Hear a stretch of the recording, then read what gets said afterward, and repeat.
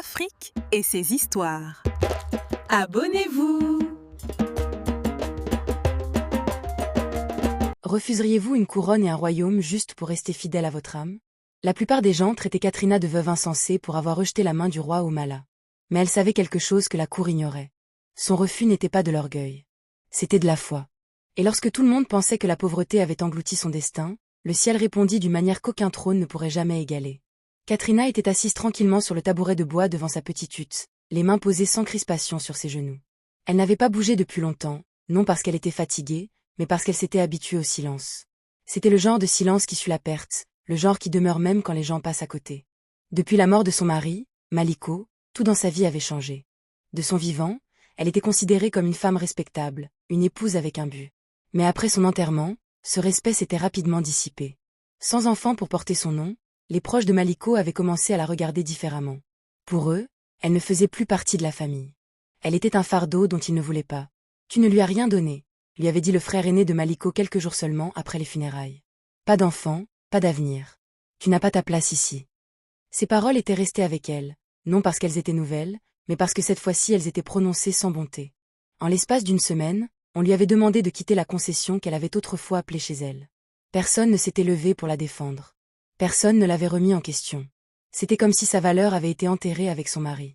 Maintenant, Katrina vivait seule à la lisière du village dans une petite hutte construite avec du vieux bois et de la boue rapiécée. Le toit fuyait quand il pleuvait, et les murs portaient des fissures qui racontaient leur propre histoire de négligence. Mais elle ne se plaignait pas. Elle avait appris à accepter ce qu'elle ne pouvait changer. Chaque matin, elle se réveillait tôt, non pas parce qu'elle avait beaucoup à faire, mais parce qu'elle refusait de laisser le chagrin la consumeur. Elle allait chercher de l'eau, balayer le petit espace autour de sa hutte, et aider parfois les femmes âgées du village dans des tâches simples. Même ceux qui reconnaissaient à peine sa présence ne pouvaient nier sa volonté d'aider. Pourtant, les murmures la suivaient. « Elle est maudite », disaient certaines femmes lorsqu'elle passait. « Une femme stérile n'apporte aucune bénédiction », ajoutaient d'autres. Katrina entendait chaque mot, mais elle ne répondait jamais. Elle avait appris que se défendre ne changerait pas leur opinion. Au lieu de cela, elle choisissait le silence, non comme faiblesse, mais comme force. Il n'y avait qu'une seule personne qui lui parlait encore avec chaleur. Mama Selena, une femme âgée qui vivait quelques maisons plus loin. Contrairement aux autres, Mama Selena ne mesurait pas la valeur de Katrina à sa capacité de porter des enfants. « Un jour, ton histoire parlera pour toi », disait souvent Mama Selena. Katrina souriait faiblement à ces paroles, bien qu'elle ne les comprenne pas pleinement. Parfois, même elle se demandait si sa vie changerait jamais. Mais au fond d'elle, elle s'accrochait à quelque chose de plus fort que le doute, sa foi. Ce soir-là, alors que le soleil descendait et que la plupart des villageois rentraient chez eux, Katrina s'agenouilla à l'intérieur de sa hutte. Sa prière était simple, sans long discours ni exigence. « Donne-moi de la force », chuchota-t-elle. Pas la richesse, pas la vengeance, juste de la force. Dehors, des pas s'approchaient de sa hutte. Au début, elle pensa que c'était l'un des enfants du village qui passait, mais le bruit était régulier et ferme, pas joueur. Une ombre apparut dans l'embrasure de sa porte. « Êtes-vous Katrina, la veuve de Maliko ?» demanda une voix grave. Elle se leva lentement et se retourna. À sa porte se tenait un homme vêtu de fine tenue royale, sa posture droite, sa présence imposante. Katrina sentit une tension silencieuse monter en elle. « Je le suis », répondit-elle doucement. L'homme inclina légèrement la tête. « J'apporte un message du roi au Matala. » Le cœur de Katrina s'arrêta. À ce moment-là, elle savait que sa vie était sur le point de changer, mais elle ne savait pas encore comment ni à quel prix. Le messager royal se tenait fermement à l'entrée de la hutte de Katrina, sa présence attirant l'attention des villageois voisins. En quelques instants, quelques regards curieux commencèrent à se rassembler à distance. C'était inhabituel. Personne de rang royal n'était jamais venu dans cette partie du village, encore moins chez une veuve oubliée. Katrina sortit lentement, son expression calme mais sur ses gardes. Elle avait appris à ne pas se laisser facilement émouvoir par une attention soudaine. « Quel message le roi a-t-il pour moi ?» demanda-t-elle, sa voix ferme. L'homme se redressa légèrement comme s'il se rappelait l'importance de son devoir. « Sa Majesté, le roi au Matala, a entendu parler de votre caractère, dit-il. Il demande votre présence au palais immédiatement. » Un murmure étouffé se répandit parmi les villageois qui regardaient de loin. Certains chuchotaient avec confusion, d'autres regardaient avec incrédulité. La même femme qu'ils avaient moquée et ignorée était maintenant convoquée par le roi. Katrina remarqua leur réaction, mais elle ne laissa pas cela influencer sa réponse. « Pourquoi le roi enverrait-il me chercher ?» demanda-t-elle. « Cela vous sera expliqué à votre arrivée, » répondit le messager. « Vous devez venir avec moi. » Katrina marqua une pause. C'était inattendu. Rien dans sa vie ne l'avait préparée à ce genre d'invitation. Pourtant, Quelque chose en elle restait prudent. Je viendrai, dit-elle enfin. Le voyage jusqu'au palais fut silencieux. Le messager ne parla plus, et Katrina ne posa plus de questions. Tandis qu'il marchait, elle pouvait sentir le poids de l'inconnu peser sur ses pensées. Ce n'était pas un moment qu'elle pouvait prendre à la légère. Lorsqu'ils arrivèrent, la différence entre son monde et le palais était évidente. Les larges couloirs, l'ordre structuré et la présence de gardes à chaque coin lui rappelaient qu'elle entrait dans un lieu de pouvoir. Elle fut conduite dans une grande salle où le roi Omatala était assis, entouré des membres de sa cour. Sa posture était ferme, son regard perçant, et sa présence commandait l'attention sans effort. Katrina s'arrêta à une distance respectueuse et baissa légèrement la tête. « Votre Majesté » dit-elle. Le roi Omatala l'étudia un moment avant de parler. « Donc vous êtes Katrina » dit-il. « Oui, Votre Majesté. »« J'ai entendu beaucoup de choses sur vous, » poursuivit le roi. « On dit que vous êtes une femme qui a souffert de pertes. Pourtant, vous restez disciplinée. On dit que vous aidez les autres même quand vous avez peu. Et on dit que vous n'avez pas laissé l'amertume prendre le dessus sur votre vie. » Katrina demeura silencieuse. Elle ne savait pas comment répondre à de telles paroles. Le roi se pencha légèrement en avant. « Une femme avec un tel caractère est rare, » dit-il. « Et j'ai décidé qu'une telle femme ne devrait pas vivre dans la pauvreté. » La pièce devint silencieuse. « Je vous offre une place à mes côtés, » poursuivit le roi Omatala. « Devenez mon épouse. Devenez reine. Vous aurez la richesse, l'honneur, la protection, et une vie loin de la souffrance que vous avez connue. » Une vague de choc traversa la cour. Certains des fonctionnaires échangèrent des regards. D'autres observaient Katrina de près, attendant sa réaction. À l'extérieur de la salle, la nouvelle se répandait déjà. Katrina sentit le poids du moment se poser sur ses épaules. Ce n'était pas seulement une offre. C'était une décision qui définirait son avenir. Pendant un bref instant, son esprit refléta sa vie actuelle. La faim, la solitude, le rejet, tout ce que le roi offrait éliminerait ses difficultés instantanément. Pourtant, quelque chose en elle ne bougeait pas comme prévu. Elle leva la tête et regarda le roi, non avec défi, mais avec une réflexion soigneuse. « Votre Majesté » commença-t-elle lentement. « Votre offre est grande, et je ne la prends pas à la légère. » La cour se pencha en avant, sentant l'hésitation. « Mais je demande du temps, » poursuivit-elle. « Du temps pour réfléchir, du temps pour prier. Je ne veux pas prendre une décision d'un tel poids sans la comprendre pleinement. » Une tension silencieuse remplit la pièce. Personne ne s'attendait à ce qu'elle retarde une telle opportunité.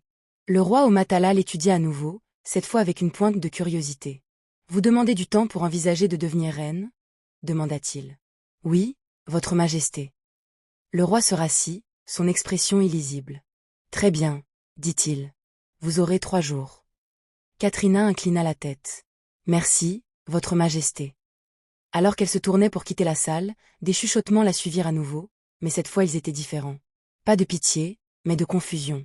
Car pour la première fois, la femme qu'ils appelaient « rien » s'était vue offrir tout, et elle n'avait pas immédiatement accepté.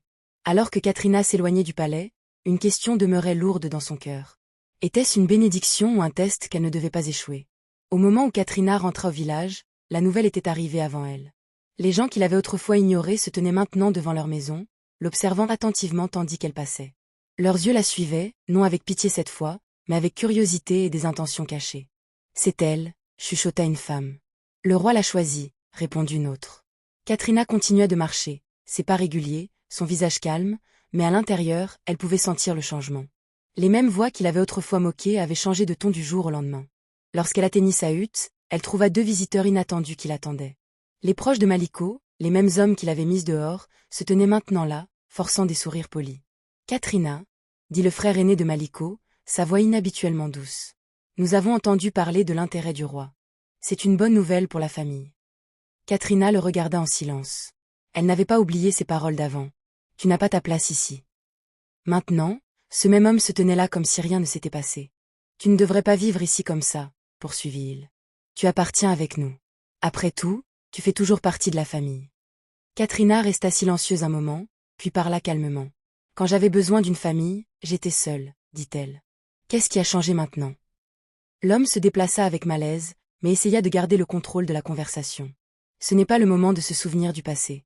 Tu es sur le point de devenir reine. Cela rejaillira sur nous tous. » Katrina comprit immédiatement. Il ne s'agissait pas d'elle.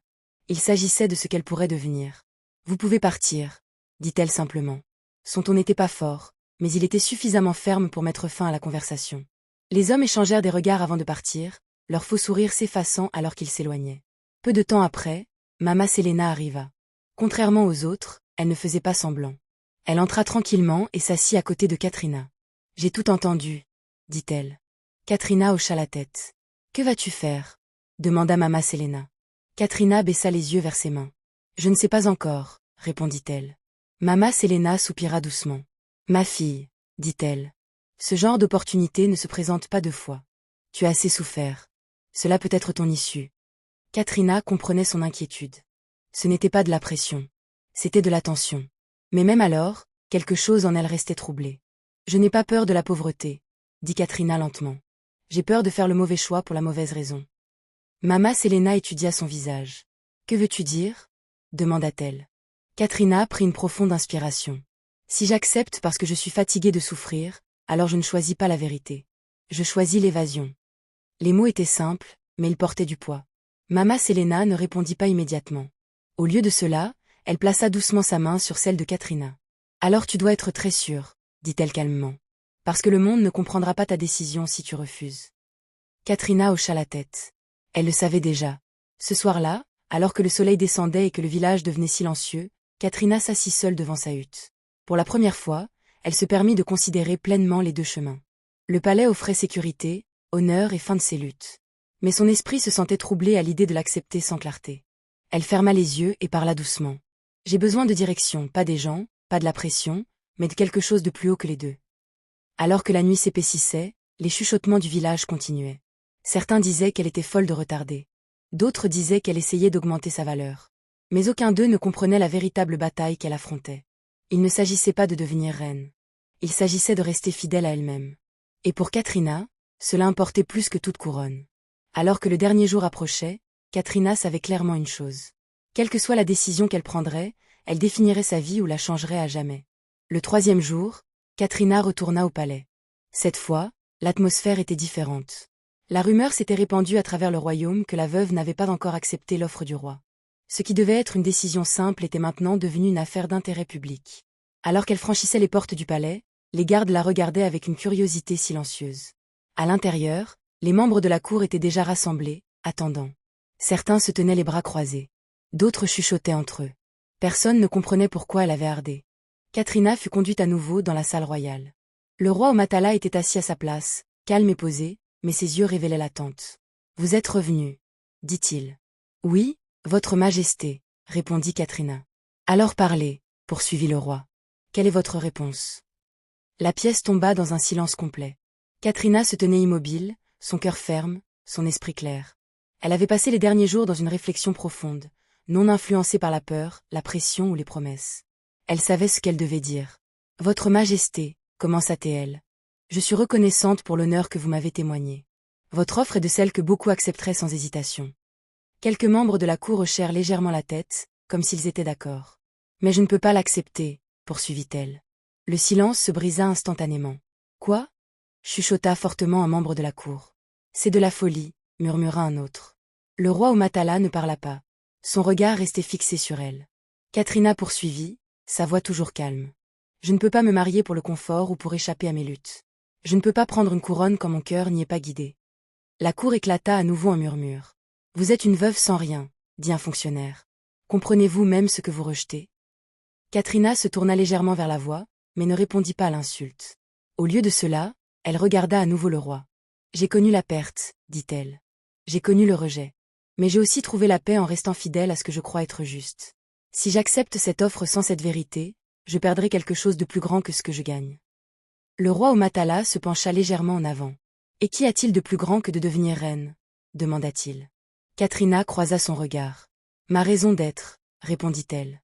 La pièce devint à nouveau silencieuse, mais cette fois ce n'était pas de la confusion. C'était de l'attention. L'expression du roi changea, non pas extérieurement, mais suffisamment pour être remarquée par ceux qui l'observaient de près. « Aucune femme ne m'a jamais refusé, » dit-il lentement.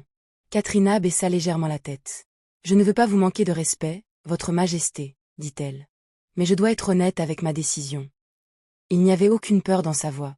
C'est ce qui troublait le plus la pièce. Le roi Omatala se rassit dans son siège, son visage maintenant illisible. La cour attendait sa réaction, incertaine de ce qui suivrait. Après une longue pause, il parla. « Très bien, » dit-il.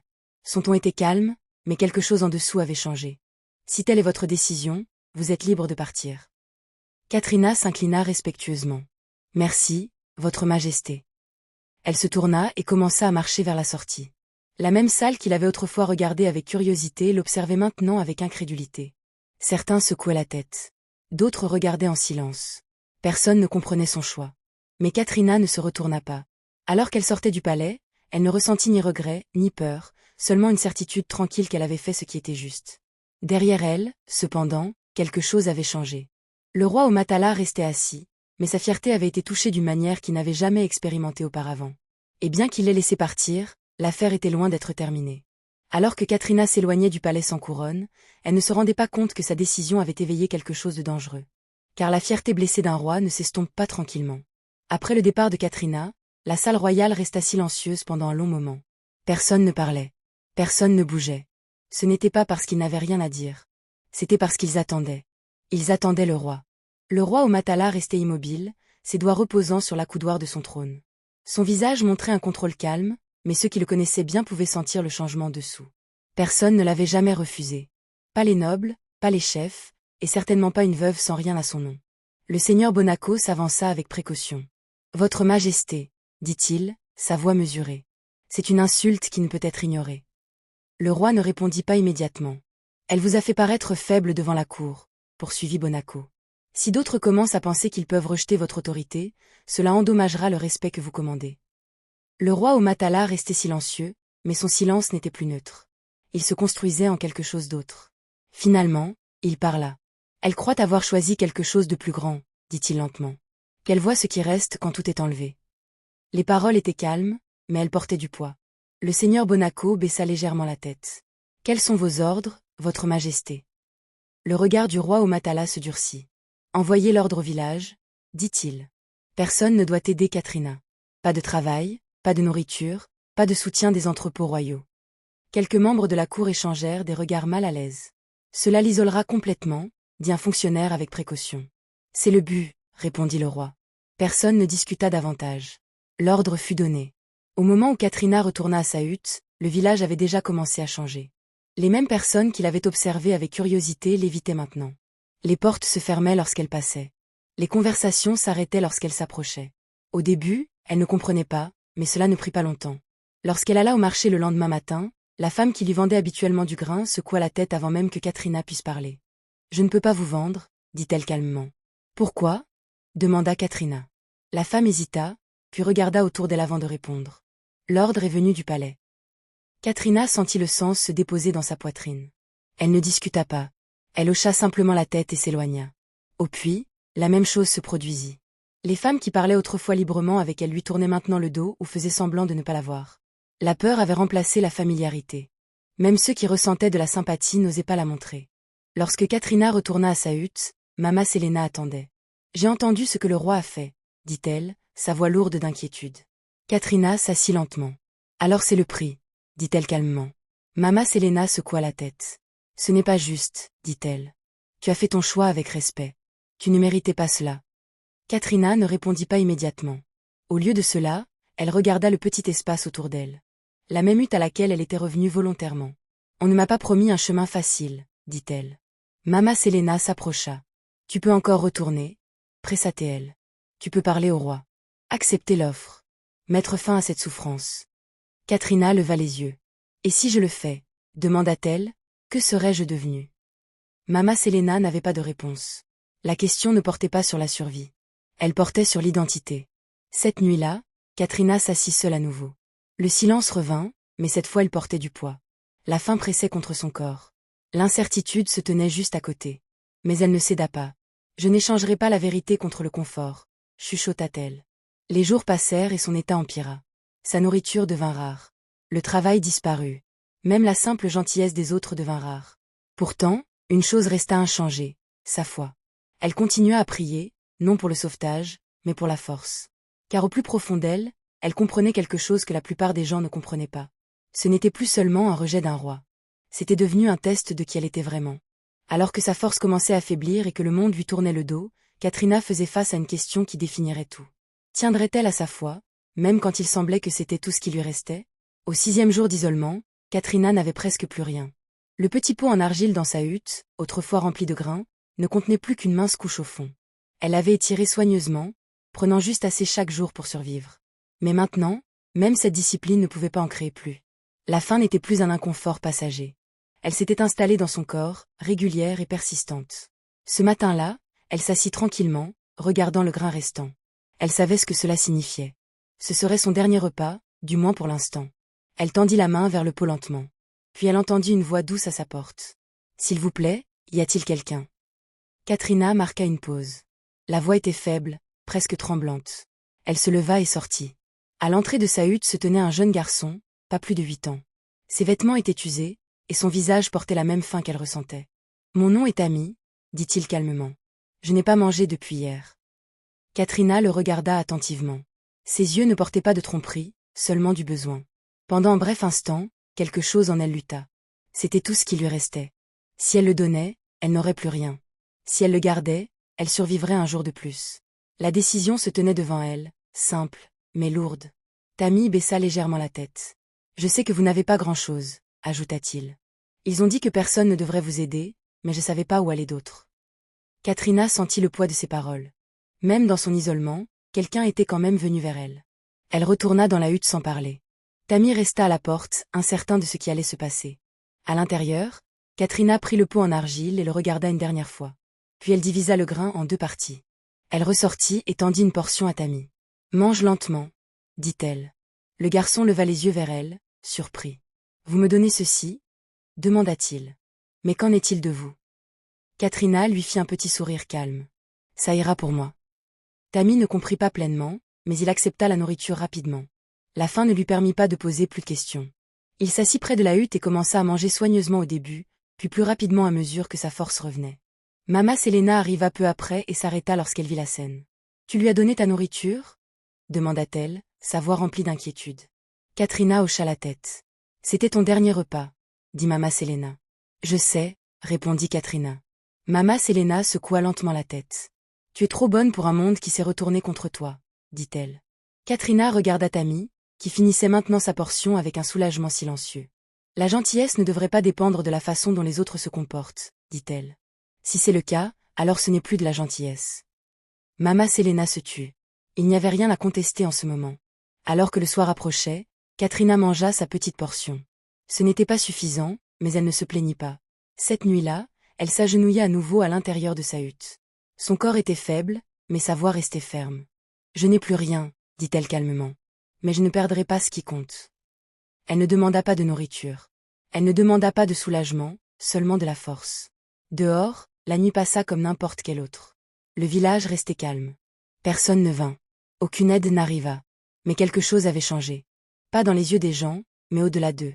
Avant l'aube, un changement silencieux commença à se produire autour de la hutte de Katrina. Quelque chose que personne n'attendait et que personne ne pouvait arrêter. Alors que la première lumière du matin approchait, le même sol qui avait longtemps refusé de donner la vie était sur le point de répondre. Car ce que Katrina avait donné dans son dernier moment de manque reviendrait d'une manière que personne ne pouvait expliquer. Aux premières lueurs, Katrina sortit lentement de sa hutte. Son corps se sentait faible à cause de la faim, elle n'attendait rien du nouveau jour sauf la même lutte silencieuse. Mais alors que ses pieds touchaient le sol, elle s'arrêta. Quelque chose était différent. Le sol sec et craquelé qui avait entouré sa hutte pendant des années ne ressemblait plus à lui-même. De petites pousses vertes avaient percé la terre, fraîches et vivantes, s'étendant vers l'extérieur en taches inégales. Katrina restait immobile, incertaine si ses yeux lui jouaient des tours. Elle s'approcha et s'agenouilla. Les plantes étaient réelles. Leurs feuilles étaient douces, pleines et vibrantes. Elle n'était pas là la veille. Derrière elle, Tammy sortit de la hutte, se frottant les yeux. « Qu'est-ce que c'est » demanda-t-il. Katrina ne répondit pas immédiatement. Elle essayait encore de comprendre elle-même. En quelques minutes, une femme qui passait s'arrêta lorsqu'elle vit le sol. « Comment cela s'est-il produit » lança-t-elle. Sa voix attira d'autres personnes. Bientôt, un petit groupe de villageois se rassembla autour de la hutte de Katrina. Ils contemplaient les plantes en croissance, chuchotant entre eux. Certains se penchaient pour toucher les feuilles. D'autres reculaient, incertains de ce dont ils étaient témoins. « Cette terre n'a jamais rien fait pousser » dit un homme. « Elle est stérile depuis des années » ajouta un autre. Mama Selena se fraya un chemin à travers la petite foule et se tint à côté de Katrina. « As-tu planté ceci » demanda-t-elle. Katrina secoua la tête. « Non. » La réponse se répandit rapidement. « Elle n'a rien fait » chuchota quelqu'un. « Alors comment » Tammy s'avança, sa petite voix perçant le bruit. « Elle m'a donné de la nourriture hier » dit-il. « Sa dernière nourriture. » La foule se tourna vers lui. Elle a partagé avec moi alors qu'elle n'avait rien, poursuivit-il. Les murmures s'intensifièrent. Certains regardaient Katrina avec de nouveaux yeux. D'autres avaient du mal à accepter ce qu'ils voyaient. Ce n'est pas normal, dit une femme. Ce n'est pas ordinaire, répondit Mama Selena. Katrina restait silencieuse. Elle ne revendiqua rien. Elle n'expliqua rien. Mais au fond d'elle, elle comprenait. Ce n'était pas aléatoire. C'était une réponse. Au fur et à mesure que la journée avançait, la croissance continuait. Ce qui avait commencé comme de petites pousses s'était étendu en rangées visibles de culture. Le sol, autrefois rejeté par la vie, répondait maintenant comme s'il avait attendu. Les gens revenaient tout au long de la journée, amenant d'autres personnes pour le voir. Les mêmes villageois qui avaient tourné le dos à Katrina se tenaient maintenant autour de sa maison, regardant sa terre avec un intérêt croissant. Certains venaient par curiosité. Certains venaient par regret. Et certains venaient par peur. Au soir, le changement ne pouvait plus être nié. La terre de Katrina était devenue le sol le plus fertile du village. Mama Selena se tenait à côté d'elle, ses yeux remplis d'une compréhension silencieuse. « C'est ta réponse, dit-elle. Katrina regarda la terre, puis regarda ses mains. « Je n'ai pas demandé cela, dit-elle doucement. « Non, répondit Mama Selena. Mais tu restais fidèle quand rien ne restait. Et maintenant quelque chose a répondu. » Tout le monde ne le voyait pas de la même manière. Certains villageois chuchotaient que c'était surnaturel. D'autres disaient que c'était une bénédiction. Quelques-uns suggéraient même que c'était un signe que Katrina avait un pouvoir qu'ils ne comprenaient pas. Mais une chose était certaine. La femme qu'ils avaient abandonnée ne pouvait plus être ignorée. Tammy se tenait près de Katrina, lui tenant la main. « Le roi va-t-il aussi enlever cela ?» demanda-t-il. Katrina baissa les yeux vers lui. « Non, dit-elle calmement. Cela ne lui appartient pas. » Cette nuit-là, alors que le village continuait à parler, le miracle ne s'arrêta pas. Les plantes restaient fortes. Le sol restait vivant. Et quelque chose d'encore plus grand était déjà en route. Car ce qui avait commencé dans le sol n'était que le début de ce qui changerait la vie de Katrina à jamais. Alors que le miracle s'étendait au-delà de la terre et dans sa vie même, une nouvelle vérité était sur le point d'être révélée. Car la femme qu'ils appelaient stérile était sur le point de porter une promesse que personne ne pourrait nier. Les jours qui suivirent furent remplis d'une attention que Katrina n'avait jamais connue auparavant. Les gens venaient tôt le matin et revenaient avant la tombée de la nuit, tous pour voir la terre qui avait soudainement pris vie. Certains se tenaient en silence, observant les cultures. D'autres chuchotaient entre eux, essayant de trouver une explication. Mais Katrina ne changea pas sa routine. Elle se levait toujours tôt. Elle priait toujours. Elle aidait toujours là où elle pouvait. La seule différence maintenant était que les gens regardaient. Peu après le miracle dans la terre, une autre visiteuse arriva, quelqu'un que personne n'avait vu auparavant. C'était une femme âgée, sa présence calme mais imposante. Son nom était Mama Adira. Contrairement aux autres, elle n'était pas venue par curiosité. Elle marcha directement vers la hutte de Katrina comme si elle savait déjà où elle allait. Lorsqu'elle atteignit Katrina, elle l'étudia tranquillement. « Vous êtes celle-là, » dit Mama Adira. Katrina la regarda avec respect. « Je suis Katrina, » répondit-elle. Mama Adira hocha lentement la tête. « Vous avez été testée, » dit-elle. « Et vous n'avez pas échangé votre vérité contre le confort. » Katrina ne répondit pas. Elle se contenta d'écouter. Mama Adira s'approcha. « Votre stérilité n'a jamais été votre honte, » poursuivit-elle. « C'était une partie de votre voyage. » Mama Selena, qui se tenait à proximité, observait attentivement. Elle pouvait sentir qu'il y avait quelque chose de différent chez cette femme. « Que voulez-vous dire ?» demanda Mama Selena. Mama Adira se tourna légèrement. « Ce qui est donné trop tôt est souvent mal compris, » dit-elle. « Mais ce qui vient après l'endurance porte un sens qui ne peut être enlevé. » Puis elle fit face à Katrina à nouveau. « Vous avez donné quand vous n'aviez rien, » dit-elle. « Vous êtes resté quand d'autres sont partis. Et vous avez choisi la vérité quand le pouvoir se tenait devant vous. » Katrina baissa légèrement la tête. « J'ai seulement fait ce que je croyais être juste, » dit-elle. Mama Adira leva doucement la main et la posa sur la tête de Katrina. « Alors recevez ce qui a été préparé pour vous, » dit-elle. Il n'y eut pas de bruit fort, pas d'affichage dramatique, mais quelque chose changea en ce moment. Mama Adira recula. « Votre histoire ne se termine pas, » dit-elle. « Elle commence. » Avant que quiconque puisse en demander davantage, elle se tourna et s'éloigna. Personne ne l'arrêta. Personne ne la questionna. Elle vint, elle parla, et elle partit. En quelques jours, Katrina commença à se sentir différente.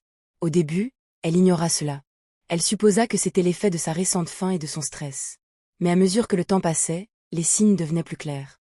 Mama Selena le remarqua avant tout le monde. « Tu ne fais pas que récupérer, » dit-elle avec précaution. « Quelque chose change. » Katrina s'assit tranquillement, ses pensées troublées. « Ce n'est pas possible, » dit-elle.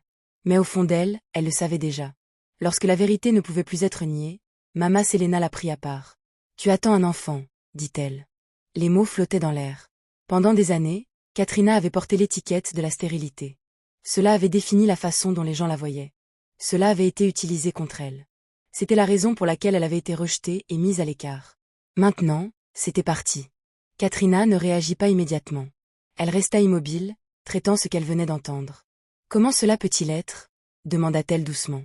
Mama Selena lui prit la main. « Certaines choses ne viennent pas par explication, » dit-elle. Elles viennent par dessein. La nouvelle se répandit rapidement.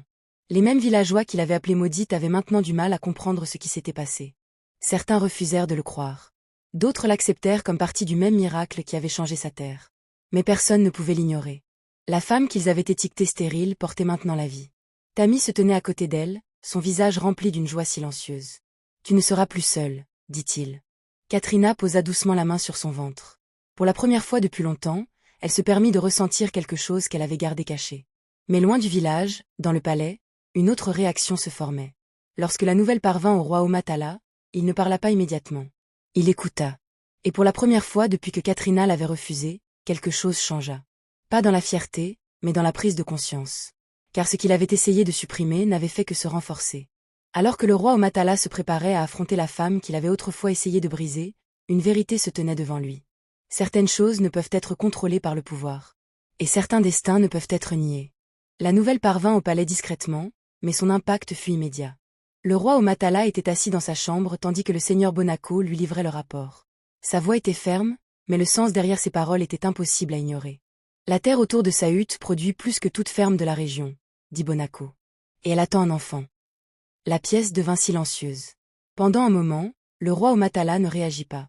Il resta immobile, ses yeux fixés en avant, comme s'il mesurait quelque chose de bien plus profond que le rapport lui-même. « La même femme que nous avons isolée » demanda-t-il. « Oui, votre majesté. » Le roi se rassit lentement. Des semaines plus tôt, il s'attendait à ce que Katrina revienne.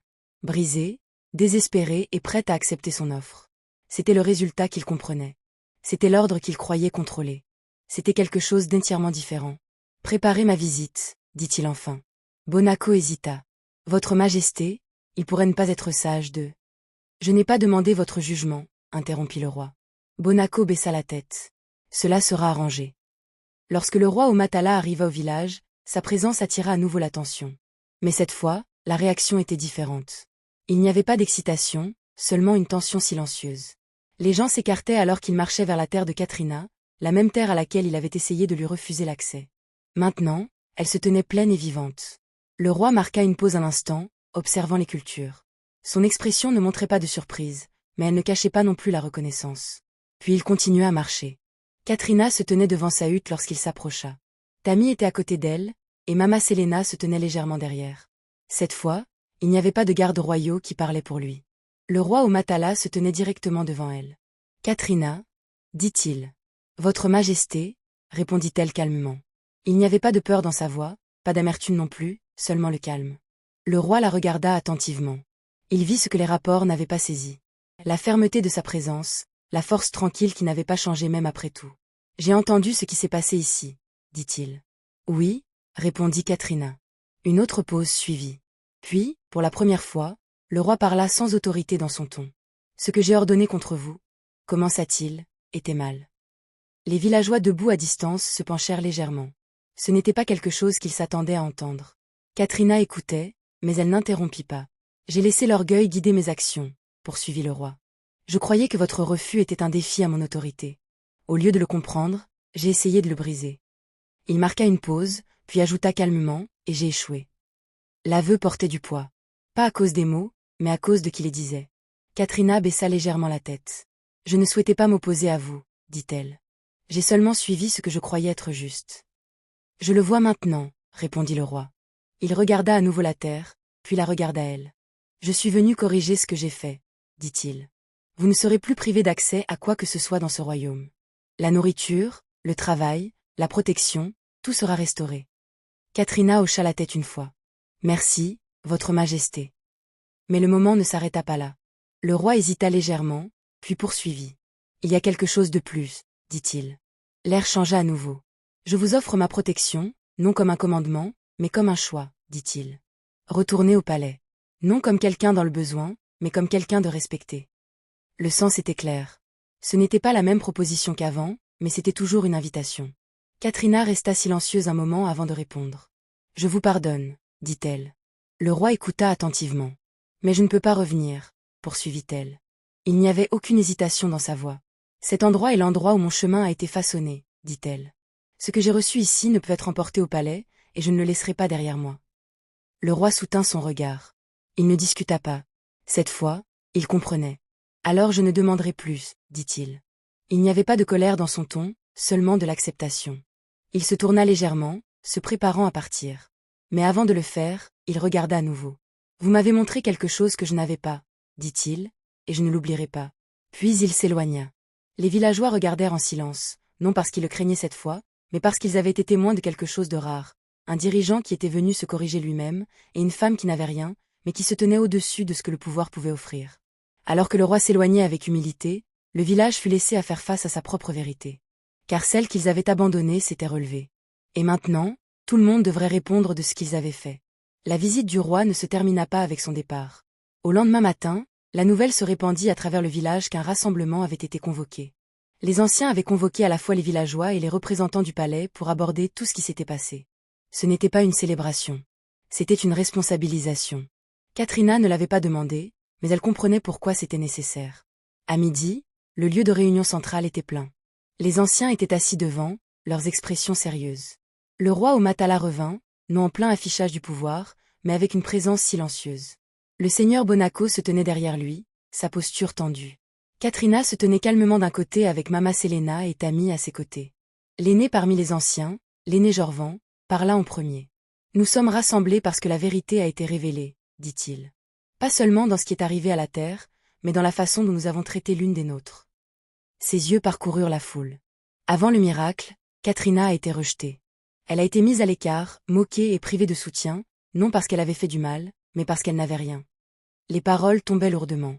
Personne ne parlait. L'aîné Jorvan poursuivit. Et lorsque le roi a donné un ordre, beaucoup l'ont obéi sans question, même quand il a causé du mal. Maintenant, l'attention se tourna vers le roi. Le roi au Matala s'avança. « Je parlerai pour mes actions, dit-il. » La foule devint immobile. « J'ai laissé l'orgueil me guider, poursuivit-il. J'ai utilisé mon autorité non pour protéger mais pour punir. Et pour cela, je prends pleine responsabilité. » Cette fois, il n'y avait aucune hésitation dans sa voix. « J'ai déjà annulé l'ordre contre Katrina, » ajouta-t-il. Mais cela ne suffit pas. À partir de ce jour, aucune veuve, aucun orphelin et aucune personne vulnérable dans ce royaume ne sera privée de soutien sur la base de la peur ou du commandement. Une réaction silencieuse traversa la foule.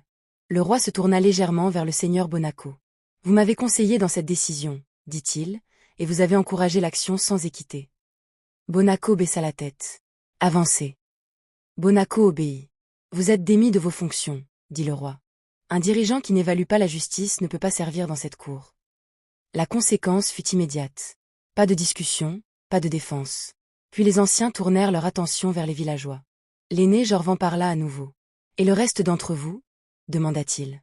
Personne ne répondit. « Vous avez tourné le dos à Katrina, » poursuivit-il. « Non pas parce que vous croyiez que c'était juste, mais parce que vous aviez peur. » Une femme s'avança lentement. « Nous avions peur du roi, » dit-elle calmement. L'aîné Jorvan secoua la tête. « La peur n'excuse pas les méfaits, » répondit-il. Plus de villageois baissèrent la tête. Puis un par un, ils commencèrent à parler. « Nous l'avons ignorée. Nous avons refusé de l'aider. Nous avons parlé contre elle. » Même les proches de Maliko s'avancèrent. « Nous l'avons rejetée quand elle n'avait rien, » admit son frère aîné. « Et nous avons essayé de la revendiquer à nouveau quand elle a obtenu la faveur. » La vérité était maintenant pleinement exposée. Personne ne pouvait plus la nier. Enfin, tous les yeux se tournèrent vers Katrina. Elle était restée silencieuse pendant tout cela. L'aîné Jorvan s'adressa à elle directement. « Vous avez entendu ce qui a été dit, » dit-il. « Que demandez-vous » La question était importante, car c'était son moment de répondre. Katrina regarda autour d'elle les gens. Les mêmes visages qui s'étaient autrefois détournés d'elle. Puis elle parla. « Je ne demande pas de punition, » dit-elle. La foule s'agita légèrement. « Je demande le changement, » poursuivit-elle. « Que ce qui m'est arrivé n'arrive pas à une autre. » Sa réponse changea le moment. Ce n'était pas de la faiblesse. C'était de la clarté. Les anciens hochèrent la tête. « Cela sera appliqué, » dit l'aîné Jorvan. Puis il se tourna vers les gens. « Que cela soit retenu, » dit-il fermement. « Ce qui a été fait par peur a maintenant été corrigé en vérité. Et à partir de ce jour, la justice ne sera pas ignorée. Le rassemblement se termina sans célébration. Mais quelque chose avait été restauré, non seulement pour Katrina, mais pour tout le monde. Car pour la première fois, les actions avaient rencontré des conséquences. La vérité avait été dite ouvertement, et le mal avait été reconnu sans excuse. Alors que la foule se dispersait lentement, Mama Selena se tenait à côté de Katrina. « Tu aurais pu demander plus, dit-elle. Katrina secoua la tête. « Ce dont j'avais besoin a déjà été donné, répondit-elle. Tammy lui tenait fermement la main. Derrière eux, le village portait une nouvelle compréhension. Car la femme qu'ils avaient autrefois abandonnée n'avait pas seulement été restaurée, elle avait changé la norme par laquelle ils vivraient désormais. Alors que la justice s'installait à travers le village, le dernier chapitre de Katrina était sur le point de se dérouler. Car la femme qui avait refusé une couronne était sur le point de recevoir quelque chose de bien plus grand qu'un trône. Le temps avança, mais l'histoire de Katrina ne s'estompa pas. Au lieu de cela, elle grandit. La terre autour de sa hutte continua à fleurir, produisant plus qu'assez pour subvenir à ses besoins, mais aussi à ceux des autres. Ce qui avait autrefois été un lieu de manque devint un lieu d'approvisionnement. Mais Katrina ne le garda pas pour elle. Elle commença à ouvrir sa maison à ceux qui n'avaient nulle part où aller, des veuves qui avaient été rejetées comme elle, des femmes qui avaient été appelées stériles, et des enfants qui avaient été abandonnés.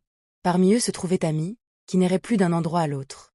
Il restait près de Katrina, apprenant d'elle, aidant là où il pouvait. Il n'était plus seulement un visiteur.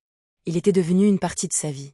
Mama Selena restait à ses côtés, regardant tout se dérouler avec une satisfaction silencieuse. « Tu n'as pas seulement survécu, dit-elle un jour. Tu as construit quelque chose. » Katrina secoua doucement la tête. « Je ne l'ai pas construit seule, répondit-elle. Et elle le pensait. Les mois passèrent et le jour arriva où Katrina donna naissance. Tout le village attendait. C'était la même femme qu'ils avaient appelée stérile, la même femme qu'ils avaient rejetée. Maintenant, ils se tenaient devant sa maison, attendant le résultat qu'ils avaient autrefois cru impossible. Lorsque le cri de l'enfant fut enfin entendu, une vague d'émotions silencieuses traversa la foule. Un enfant en bonne santé, vivant, fort. Mama Selena sortit, son visage rempli de soulagement. Elle est en sécurité, annonça-t-elle. Et l'enfant va bien. La foule expira ensemble. Pour certains, c'était de la joie. Pour d'autres, c'était de la réflexion. Car ce moment portait plus qu'une simple naissance, il portait la vérité. À l'intérieur de la hutte, Katrina tenait son enfant pour la première fois. Elle baissa les yeux vers la vie dans ses bras. Son expression calme, mais profondément émue. Pendant des années, elle avait porté le silence là où l'espoir aurait dû être. Maintenant, elle portait la preuve que son histoire n'avait jamais été terminée. Peu après, le roi Omatala revint encore une fois. Cette fois, sa visite ne fut pas annoncée avec autorité. Il vint discrètement, avec seulement quelques accompagnateurs. Lorsqu'il arriva, il ne se tenait pas au-dessus du peuple. Il se tenait parmi eux. Katrina sortit, tenant son enfant. Le roi la regarda, non avec orgueil, non avec contrôle, mais avec respect. « Vous êtes devenu ce que je n'ai pas pu faire de vous, » dit-il. Katrina écouta. « Une dirigeante sans trône, » poursuivit-il. « Une voix sans commandement. Et pourtant, vous avez plus changé que moi. » Les paroles n'étaient pas vides. Elles étaient une reconnaissance. Katrina hocha légèrement la tête. « J'ai seulement choisi ce qui était juste, » dit-elle. Le roi regarda les gens autour d'elle, les veuves, les enfants, la terre qui continuait à donner. « Et ce choix a construit quelque chose de plus fort que le pouvoir, » répondit-il. Il marqua une pause, puis ajouta, « Ce royaume a appris de vous, et je veillerai à ce qu'il ne l'oublie pas. » Pour la première fois, le roi ne lui offrit rien, car il comprenait qu'elle n'en avait plus besoin. Au fil des saisons, la maison de Katrina devint un lieu de refuge. Non parce qu'elle avait de la richesse, mais parce qu'elle avait un but. Les villageois ne parlaient plus d'elle comme de la veuve stérile. Ils l'appelaient maintenant autrement, une reine sans couronne. Non pas parce qu'elle portait une couronne, mais parce qu'elle portait un honneur qu'aucun trône ne pouvait donner. Les proches de son défunt mari gardaient leur distance, vivant avec le poids de leur choix. Le seigneur Bonaco ne revint jamais au pouvoir, apprenant le coup de guider l'autorité sans justice. Les villageois, autrefois silencieux par peur, devinrent plus prudents dans leurs actions, sachant que le silence et les méfaits portent aussi des conséquences. Le roi Omatala régna différemment, non parfaitement, mais avec conscience. Il écoutait davantage. Il agissait avec retenue. Et lorsqu'il faisait des erreurs, il les corrigeait. Chaque personne portait le résultat de ses choix. Rien n'était ignoré. Rien n'était laissé inachevé. Et Katrina, elle, vivait non pas dans le regret, ni dans l'orgueil, mais dans la vérité. Car à la fin, elle n'avait pas perdu une couronne. Elle avait choisi quelque chose de plus grand. Et ce qu'elle avait reçu en retour ne pourrait jamais lui être enlevé. Le pouvoir peut offrir une position, mais l'intégrité bâtit un héritage. Le confort peut promettre le soulagement, mais la vérité façonne le destin. Et parfois, la plus grande récompense ne vient pas de ce que vous acceptez, mais de ce que vous refusez. Alors que vous regardez cette vidéo jusqu'à la fin, recevez ces prières de Dob Folktal. Que votre cœur ne troque jamais la vérité contre le confort dans les moments où la vie place des choix faciles devant vous. Que vous ayez la force de choisir ce qui est juste, même quand cela vous coûte tout. Que votre esprit reste inébranlable lorsque le monde mécomprend vos décisions. Et que votre âme trouve la paix en sachant que l'intégrité survivra toujours aux gains temporaires. Pour ceux qui ont été rejetés, abandonnés ou méprisés comme Katrina, que votre histoire ne se termine pas dans la douleur. Que chaque larme que vous avez versée devienne une graine pour quelque chose de plus grand. Que le même sol qui a refusé de vous favoriser commence à répondre par des bénédictions inattendues. Là où les gens ne voyaient rien en vous, que Dieu révèle un dessein qui ne peut être nié. Si vous avez déjà été moqué pour ce qui vous manque, que ce soit l'argent, le statut ou même la douleur de l'attente, que vous ne perdiez jamais votre valeur à cause des opinions des gens. Que vous compreniez que le retard n'est pas un refus, et que ce qui vient au bon moment portera une bénédiction que personne ne peut vous enlever. Pour ceux qui ont mal utilisé le pouvoir, qui ont blessé les autres par orgueil, colère ou égoïsme, que ce moment éveille votre conscience. Que vous trouviez le courage d'admettre vos torts, de corriger vos actions et de marcher dans l'humilité avant qu'il ne soit trop tard. Car la vraie force n'est pas dans le contrôle, mais dans la responsabilité. Pour chaque spectateur qui traverse une bataille silencieuse, luttant pour tenir bon quand tout semble s'effondrer, que vous receviez une force au-delà de votre compréhension. Quand les portes se ferment, que votre foi reste ouverte. Quand l'aide disparaît, que votre espoir reste vivant. Et quand vous vous sentez seul, qu'il vous soit rappelé que votre histoire est encore en train d'être écrite. Si vous avez déjà abandonné quelqu'un dans son moment de besoin, ignoré sa douleur ou suivi la foule au lieu de faire ce qui était juste, que cette prière apporte la conviction, non la condamnation. Que vous appreniez à défendre la vérité même lorsqu'elle est impopulaire, car le silence et les méfaits portent aussi des conséquences. Que votre vie reflète la compassion. Que vos mains ne soient jamais trop vides pour donner. Et que votre cœur ne soit jamais trop plein d'orgueil pour pardonner. Et tout comme Katrina, que vous receviez des bénédictions qu'aucune main humaine ne peut contrôler. Des bénédictions qui s'élèvent de votre foi, de votre patience et de votre obéissance. Que vos lieux stériles prennent vie. Que votre espoir perdu soit restauré. Et que votre vie devienne un témoignage que même quand le monde se détourne, le ciel continue de regarder. Si vous savez que vous avez déjà été testé, brisé, rejeté ou mal compris, alors c'est votre moment de vous relever à nouveau. Non par la force, non par le pouvoir, mais par la vérité. Recevez la force. Recevez la restauration. Recevez votre récompense divine au nom de Jésus. Amen. Merci d'avoir regardé cette vidéo. À la prochaine.